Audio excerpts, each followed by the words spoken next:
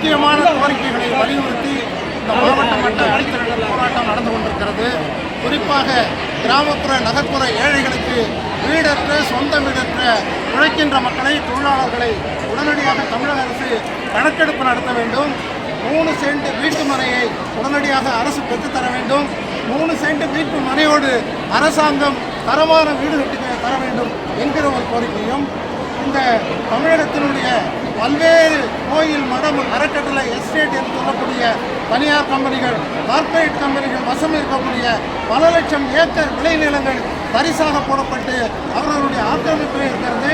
அந்த வாழ்வாதாரத்தை மீட்கும் பொருட்டு அந்த நிலங்களை எல்லாம் தமிழக அரசு கைப்பற்றி 2 ஏக்கர் நிலமற்ற மக்களுக்கும் சொந்த நிலமற்றவர்களுக்கும் சொந்தமாக்க வேண்டும், உரிமையாக்க வேண்டும் என்ற கோரிக்கையும் முக்கியமான கோரிக்கை.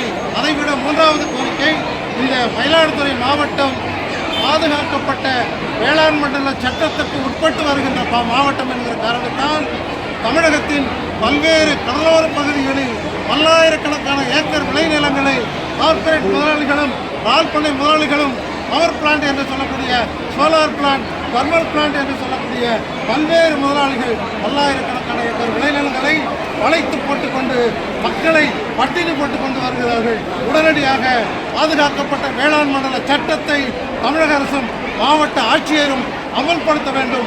உடனடியாக நாசகார திட்டங்களை தடை செய்ய வேண்டும். கார்ப்பரேட் முதலாளிகளை இந்த மண்ணிலிருந்து நட்டிவிட்டு நிலங்களை கைப்பற்றி நிலமற்ற மக்களுக்கு பிரித்து கொடுக்க வேண்டும்.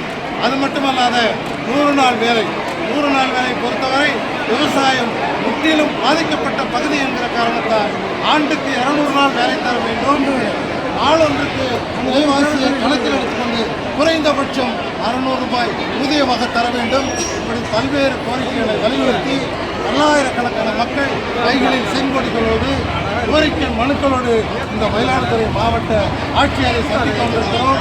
மாவட்ட ஆட்சியரை சந்தித்த பிறகு நிச்சயமாக அடுத்த கட்ட போராட்டங்களை அறிவிப்போம் என்பதை சொல்லி எல்லோருக்கும் நன்றி சொல்லுகிறேன்.